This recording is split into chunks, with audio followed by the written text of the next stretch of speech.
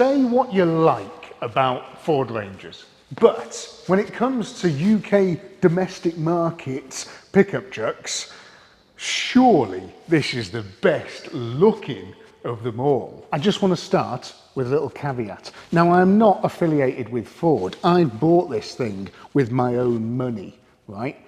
Every penny of my own money has gone into this truck. Not been sponsored by them. They've not given me as much as a free hat. So I just wanted to let you know that. And this is the first of the Tasty Classics sort of car reviews, and hopefully it won't be the last. We are about to begin, and we're going to split this car review into three sections. We're going to have the deal, how much this thing has cost me, like, you know, 250 quid a month, really, for that? Surely not. But I'm going to explain to you all about it. And then we're going to look at the car itself. So everything about the MSRT Ford Ranger. And then we're just going to take it for a little trundle up the road, and I'm going to show you what it's like to drive. The deal. How can someone who's on a pittance just like little old me afford such a wonderful and pretty much top of the range pickup truck? Well, it's complicated, so just bear with me. But the top line is it was £61,000. That's what this thing cost. It's got quite a few extras on it. It's got the Bang & Olufsen. It's got the electric roller bed thing, you know, shutter in the back. It's got the 240 volt socket. It's got the technology pack and a few other little bits and bobs. Hasn't got like side steps or anything. I didn't really see the point in those. It's got a tow bar. It's got everything you need. It's a good spec. Now, one thing about this credit agreement, this is Ford Options, and it's like PCP, Personal Contract Plan. And what that means is that you have your initial payment, your deposit, you then pay a set amount of monthly payments over usually 2, 3, 4, 5 years, and then you have a balloon payment at the end. And the idea is that the car is worth what the balloon payment is or more. And if the car's worth less because you've done loads of miles or you've battered it, it's usually worth less than your balloon payment, and you have to put your hand in your pocket.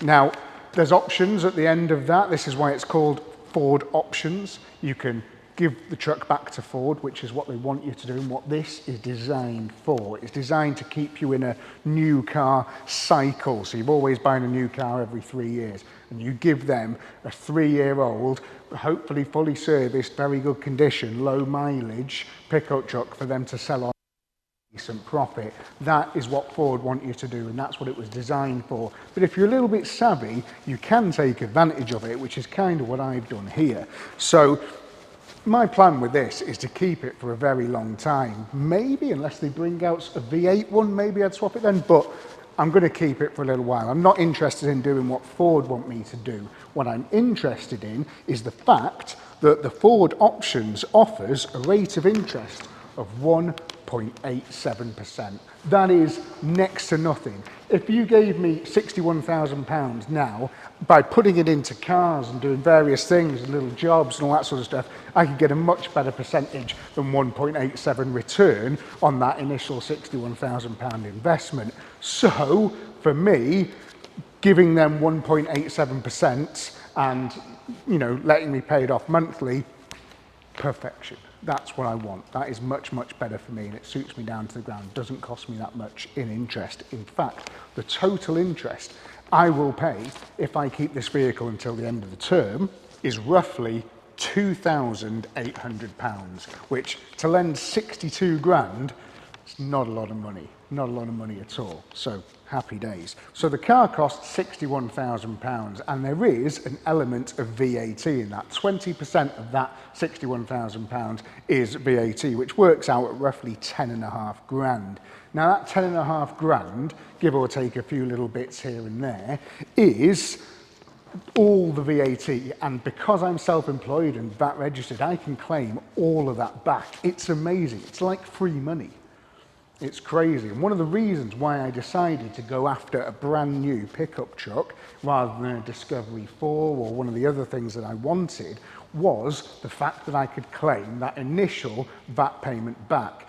The reason being is that I owed HMRC a big VAT bill because I had quite a successful Christmas, and all the stuff that we sold, we had a VAT bill of about 10 grand because we didn't have a lot of output VAT. We just had a lot of, or is it input VAT? I can't remember which one it is, but we didn't have a lot to claim back essentially. So I had a big bill.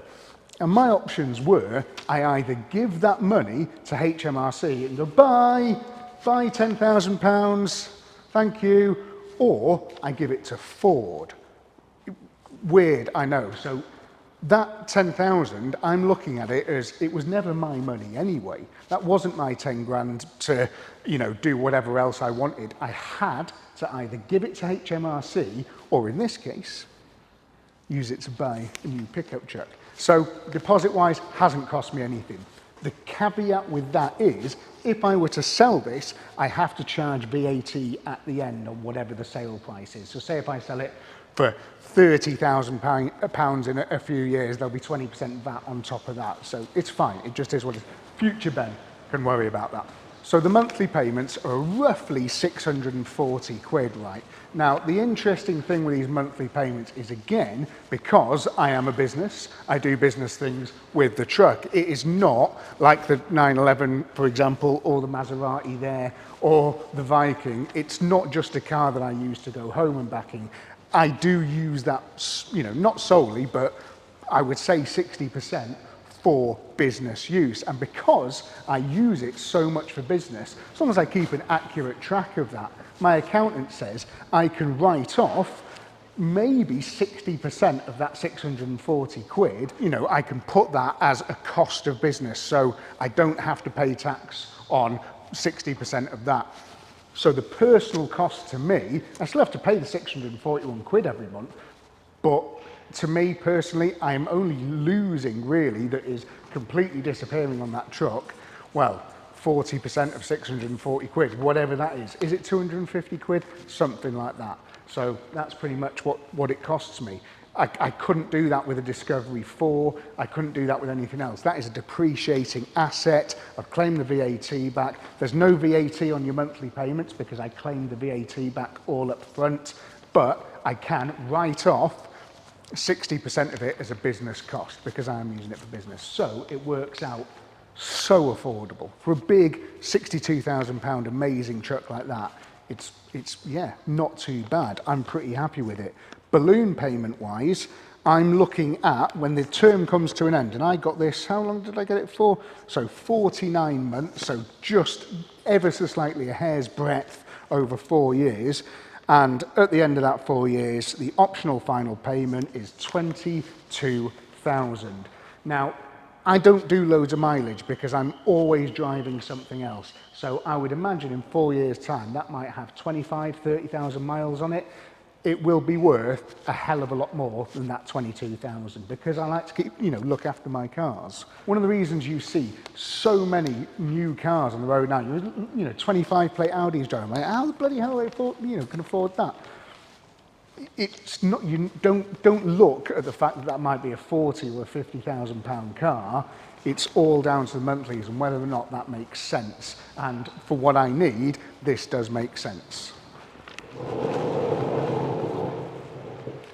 I just want to give you a bit of consumer advice before we go any further. It's worth me discussing this because I have been at the sharp end of it in the past. One thing you do not want to do is, if you've just become VAT registered, for example, or if you have a very low VAT bill every month, or just, you're very rarely paying VAT. If you're sort of fresh-faced in terms of HMRC, so you're like completely not on their radar at all, if you send them a bill for 10,600 quid or whatever this deposit is, a VAT sort of clawback to HMRC, it goes ping, red flag, and it will get looked at by a human, and they will look at your thing and they will go, right, what the hell, what's this? Is this adult? What? He hasn't done this, he hasn't paid that, his accounts don't look up to date, he hasn't got this person registered, They will just take a view on whether or not they think you're up to something dodgy. Thankfully, I have a big set of accountants that are great, and they look after my bar, they look after the record shop, which is another thing that I use this truck for, is ferrying about to those businesses and moving stuff around. I'm okay. I have been at the sharp end of it 12 years ago. I think when I first became VAT registered, and I bought a Citroen Berlingo van, and it did exactly the same thing, and they came knocking on the door. Annoyingly, my paperwork wasn't up to scratch.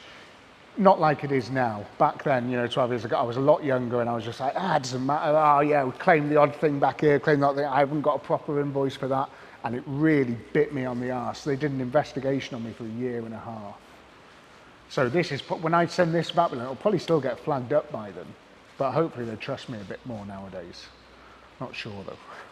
Last little thing on the deal as well is that do your homework as to what you're buying the truck on. So this is Ford options. There was another, Ford offered another like PCP style deal or finance deal, and it is dodgy as hell. Don't go anywhere near it.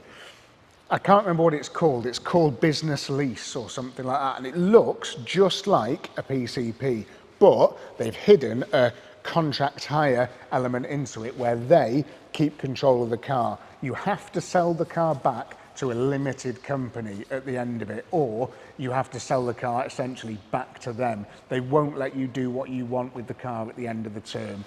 I couldn't believe what I was hearing when he was talking me through that. Stay well away from that. Stick to the Ford option, stick to the PCP. It is just the best way of buying a car. Don't give them £62,000 out of your savings either. Keep it in your savings. Better with you than with them. They'll just waste it. When it comes to this truck, we're going to look at the good, the bad, and the ugly. And there is something ugly with this truck. And no, it's not me. The good though, it's like everything I could ever want in a truck. This has got a powered roller bed, and you double click this button and it opens. I really like this picture of a Ford Ranger on the back of it. I think that's really cool and it looks nice. It's got the big, chunky, thick load bedding, so it's got a little cup holder, I can just rebuild stuff on here, I could sit on it, I can do everything. It's awesome, and I've got all my I've got my tool bag, got my Halfords toolkit, got everything I could ever need just laid right at the back. And it's quite light and easy to shut. It's just good. It feels chunky and built well, and it's big and it's nice, and it fills me with confidence. And again, just to shut it, I click the button on the key and out it comes. That is a 240 volt plug socket. You could just put like a fridge in the back or something, put anything in there, I don't really know. It's got nice lights on the inside. It's very helpful, it's very handy. As we move towards the front of the vehicle, you will notice that it is quite fat with a PH. At the back here, it's got big haunches, it's got a nice spoiler, and it's got these insane alloy wheels. Now these are the biggest alloy wheels ever fitted by Ford to a Ranger. They're 21-inch, and they're very, very cool. This has also had, I think it's a 40mm or a 60mm drop on the standard Ford Ranger. So it's got your low pros, your big wheels, slightly lowered suspension. It is a proper sports truck. It's very cool. That is the big thing that drew me to it, was just how awesome it looked with these massive arches and stuff. Lovely little design features everywhere with the MSRT logo. So I think you can agree, it just looks super mean. The squareness, the wideness, it's sort of based on like the more American racing trucks. I think it's very, very nice. And it's a lot more like outlandish than the previous MSRT. And it's got a few other nice functions as well. More parts of the good, which is these like lights, the surround lights. So if I open it up, as we switch the lights off in the place, it's still quite light in here, but you can see it has these lights. See it on the side of the truck there? And when it's pitch black outside, it lights up all the way around the truck, and it looks awesome. And it's just so handy for when you're doing things and like, you don't want to get covered in mud and crap. It doesn't just light up a little bit by the door. It lights up all down the side of the truck. It's amazing. That has been so helpful, you wouldn't believe.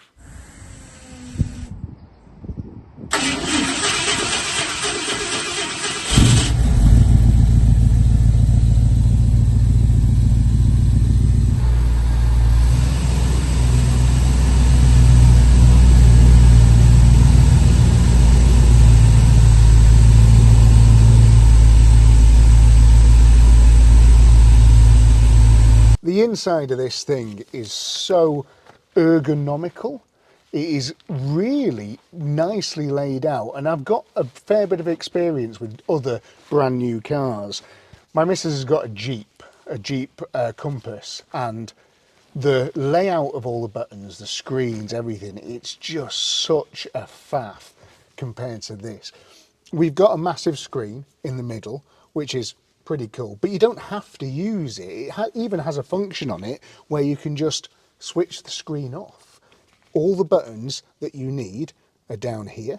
Everything you could ever want. You've got your fans, you've got your heat, you've got your volume. All the stuff on the steering wheel is just sort of laid out. It's just everything is in there here.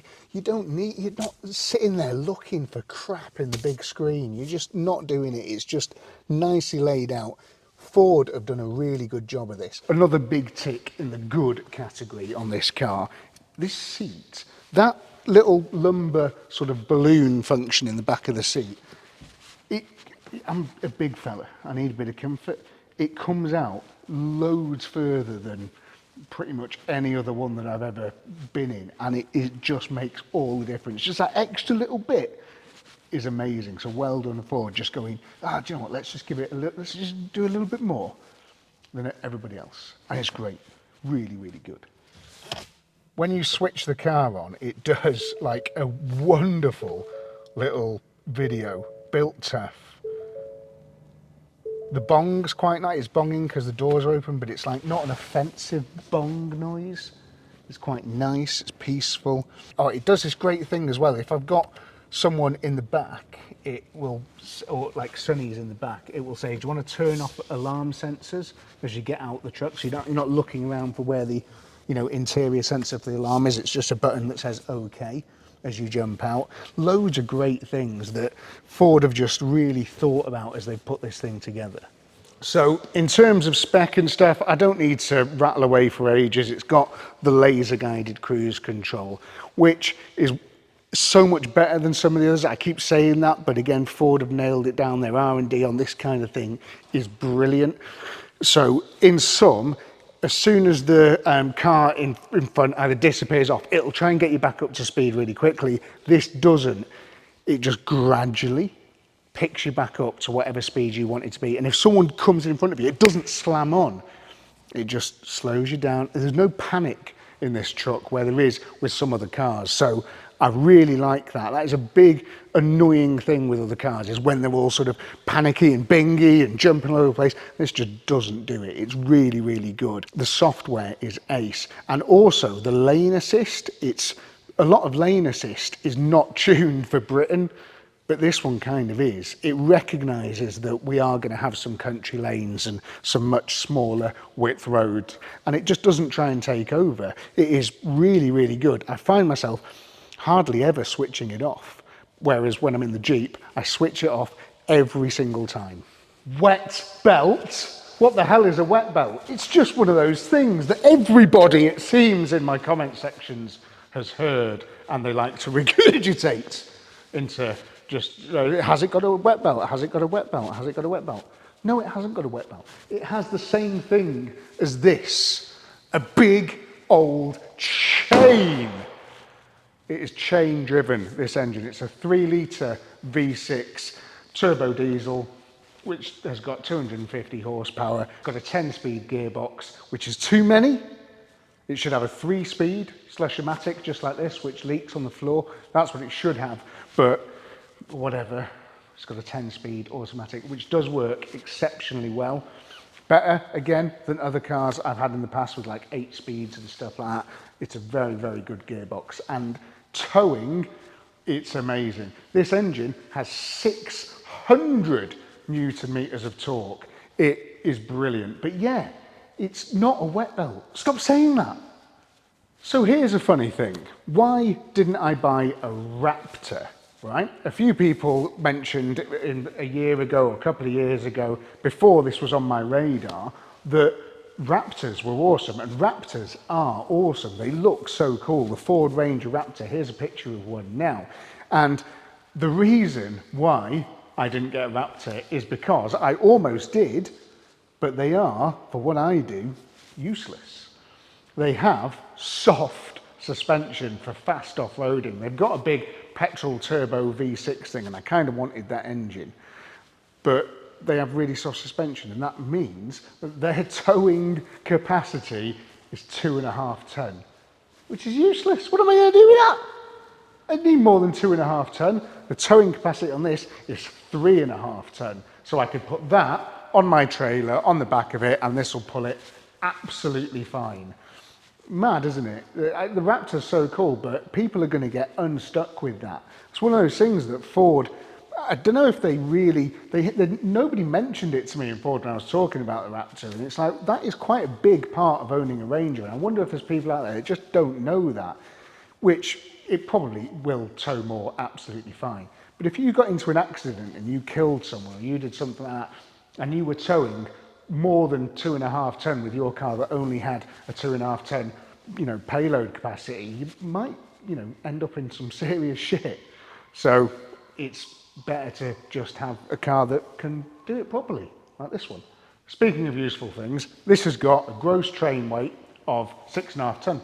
So you could put a ton in the bed, you could have 3.5 ton on the trailer, and you'd be absolutely fine. And you could have a big dinner, and you'd still be perfectly legal. It is a very useful truck.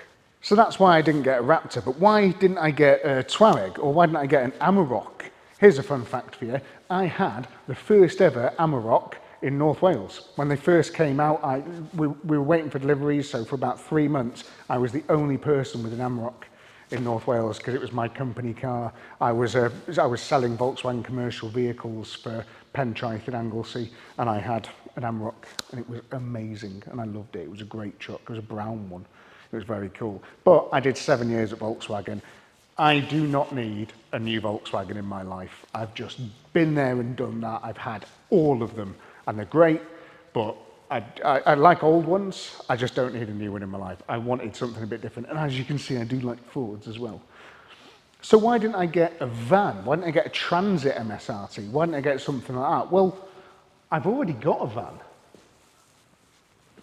You could probably fit that rascal van in the back of this Ranger, but yeah, I don't want a van. I want back seats. I want it to drive like a car and all that great stuff. And this does. This drives like a sports car. It's amazing. Compared to like the Land Rover that I had before, the Discovery, this thing drives 1,000,000 times better. It tows 1,000,000 times better. One of the biggest, there's a dog going.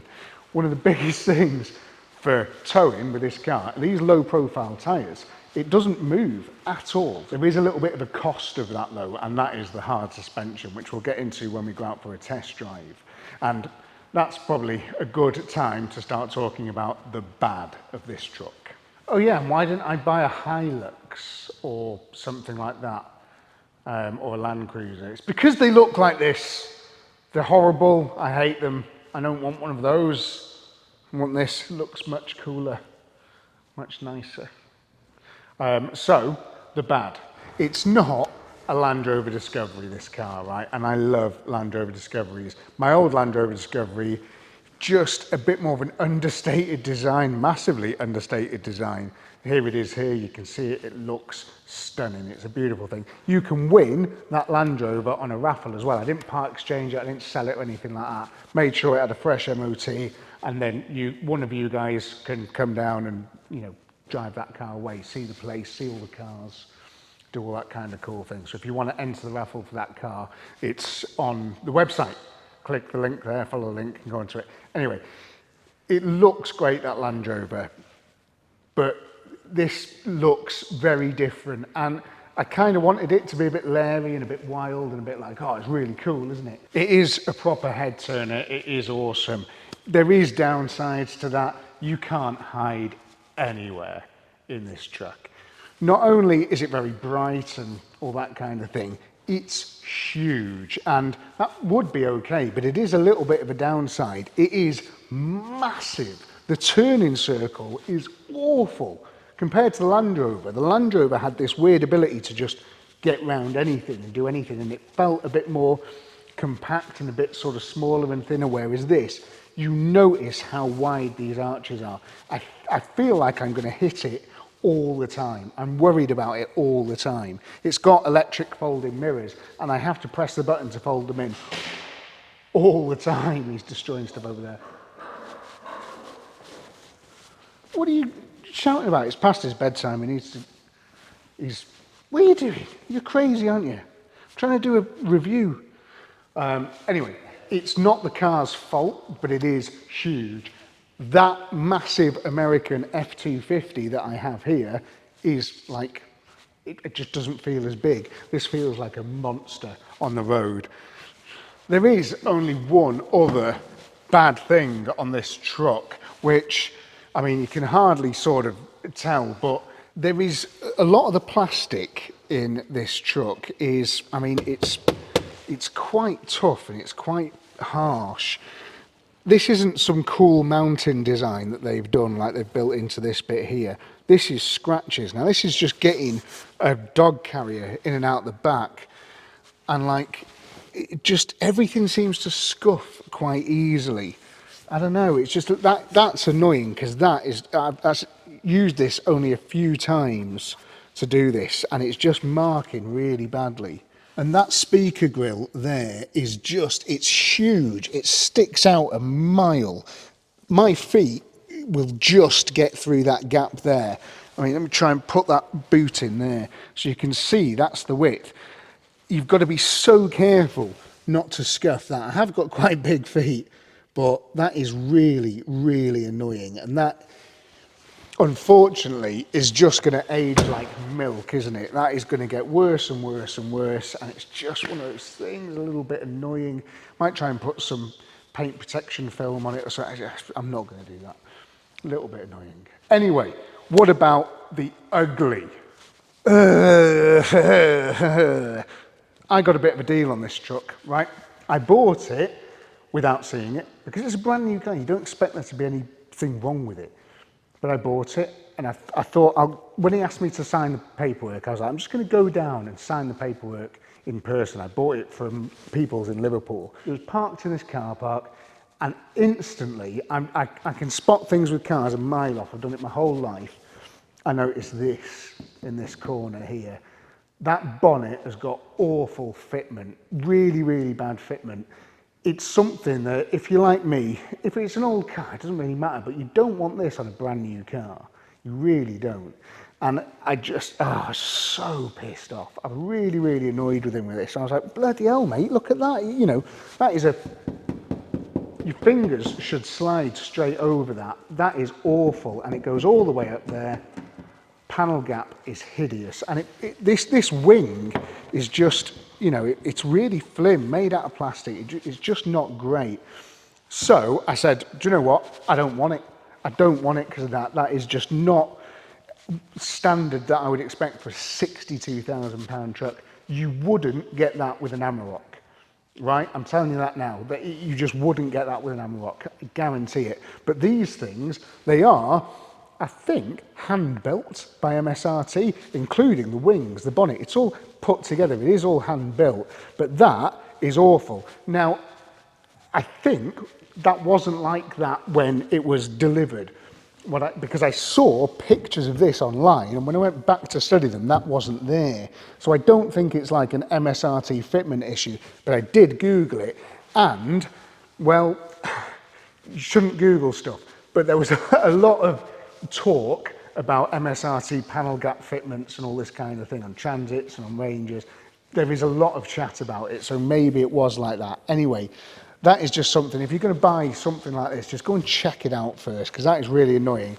However, I am capable of fixing that. I think it's just going to be some bonnet adjustment or some adjustment on here, and I got a discount on it because I said, look, leave it like that, I'll fix it. So I'm going to spend a little bit of time and just have a little bit of a play with it when I've next got 5 minutes, and just try and, I might have to get a slightly different adjuster, I don't know. I'm just going to have a little bit of a play with it. So the test drive, well, we're out in the truck, and there's one thing that I should mention about having this wild body kit. It is a bit of a mud trapper. Those rear haunches, as you can see there, I live up a bit of a dirty lane, and yeah, they get covered. That's a bit annoying, but there's nothing you can do about it. It just is what it is. It's a sacrifice. It's not always muddy. Sometimes it's nice. It is coming up to summer now, so it will be a bit less muddy. Anyway, what does it drive like? Well, as I mentioned, I've got my Bang & Olufsen, which is absolutely superb. The sound system is awesome. That was the speed limiter beep, so I just pressed that button, and the speed limiter, once I've held it for a couple of seconds, is now off. In my missus's Jeep and in a few other cars that I've been in, you would have to go into the screen with no proper buttons. You would have to navigate into settings and all this sort of stuff, and you would inevitably run someone over in the process. It's a pain. It is an awful thing that new cars have, and it needs to be they need to stop putting it on new cars. And it's mad. It's wild that something so distracting has been forced onto people as a safety thing. It's bizarre. The other thing, the lane assist, there's that button there, and I just hold it down, press it again, and that's it. The lane assist is off as well. I never really bother turning it off because it's a very good system and it's not stupid, again, like some of the other manufacturers who just sort of it goes wild and beep beep beep and tries to veer you off into oncoming traffic and stuff. It doesn't really do that. It's pretty good. We've got all the normal mod cons you'd expect. You've got your heated steering wheel, heated seats, all that kind of thing. All the normal stuff you'd expect in a car. As I mentioned as well, the laser guided cruise control is awesome in this. It's really good. It's got the sort of, the braking thing. It comes up with a warning if you're going to crash. I've almost reversed it into a couple of things, and it comes up and it goes beep beep beep beep, and a little thing comes on the dash saying you're about to hit something, and it was right. I was about to hit something. So it's quite good. It's got loads of auxiliary switches here. They're pretty cool. They're not hooked up to anything, but they're there if you want to hook something up, like lights on the outside, winches or whatever, power isolators.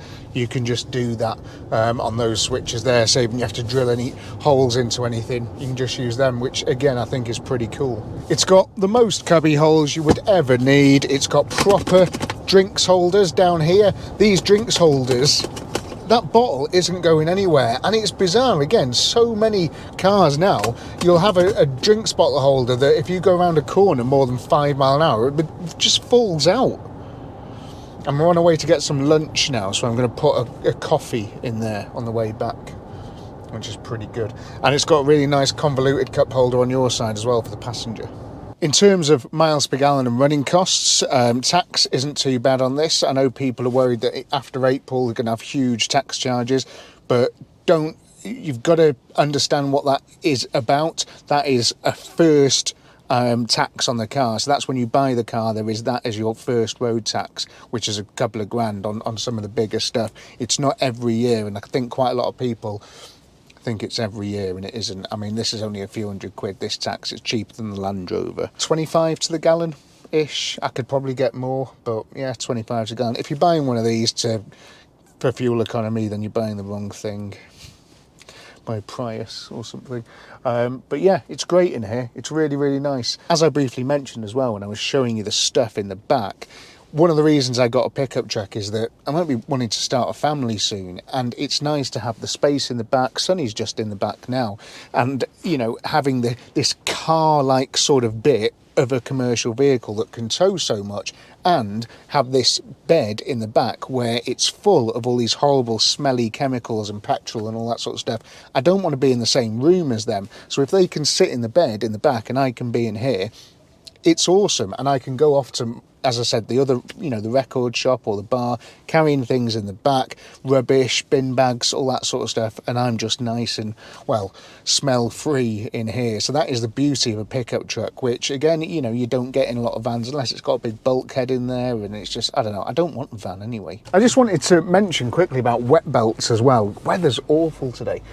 The wet belt thing, it's so interesting. People are so mad about this wet belt situation, which is what wet belt is. If you don't know, it's where the timing belts or the cam belts on an engine is, the bottom of it is submerged in oil, and then it just degrades over time, blocks the pickup and can cause engine failure now, or the belt can snap or whatever, that kind of thing.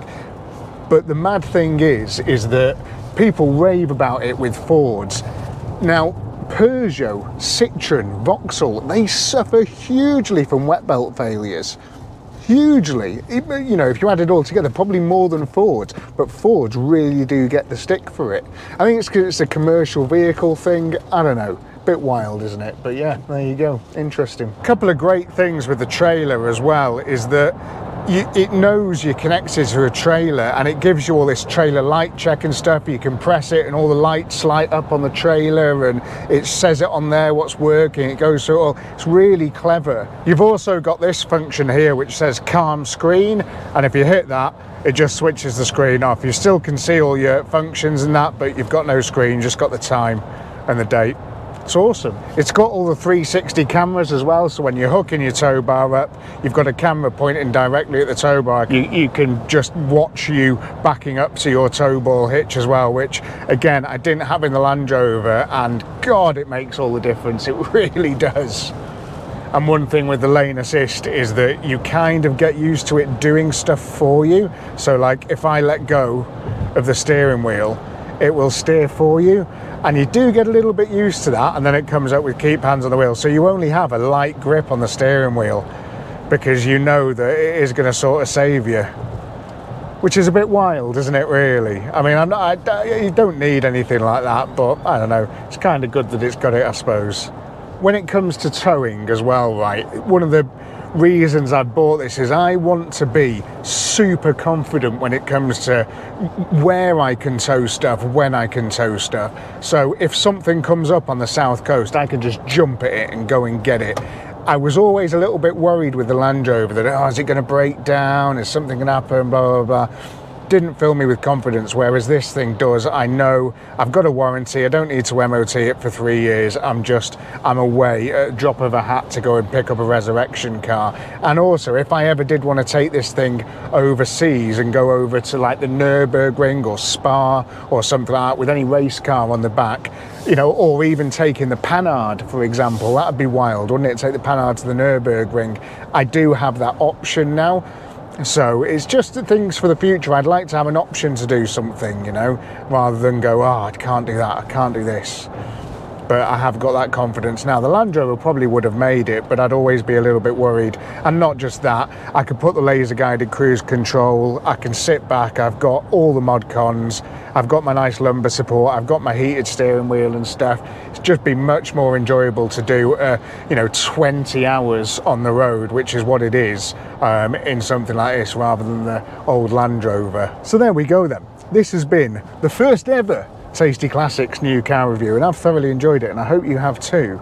It's just a bit of fun, isn't it, exploring some new stuff. And Honda are bringing out a new Prelude, and I love Honda Preludes, so wouldn't it be great if they would lend me one and I could sort of do a bit of a review for it. And that's the beauty of this breakdown channel. It just allows me to keep my hands clean for half a day and just go out and talk crap about cars, really, and hope that I can give you a little bit of insight along the way into what these things are all about and help you maybe make an informed decision if you're thinking of going out and buying a new tow truck yourself.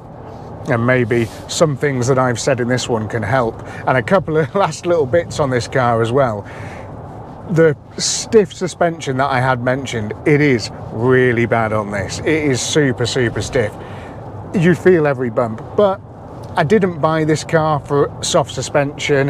When you've got the trailer on it, you can't really notice the soft suspension, the hard suspension, because the trailer's sort of pulling it down, the extra weight's pulling it down. When you've got a car on it, it's smooth as silk, you know, when you've got all the full weight on the back. But when it's unladen, it is a rough ride. So, but that's the price you pay for having that big towing capacity. Those rear springs have to be so stiff just to give it that sort of slightly lowered, you know, squatted sort of, you know, race truck stance, but also to be able to put, well, a 6.5 ton train weight. They've got to be pretty stiff, haven't they? And it goes really well.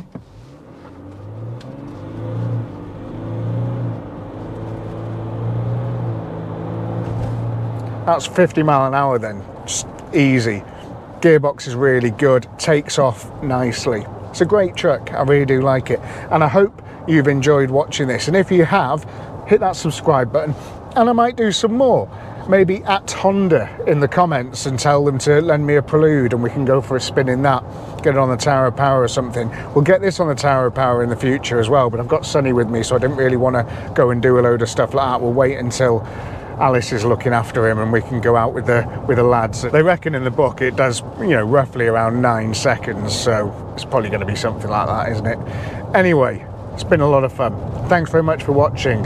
See you again soon. Bye.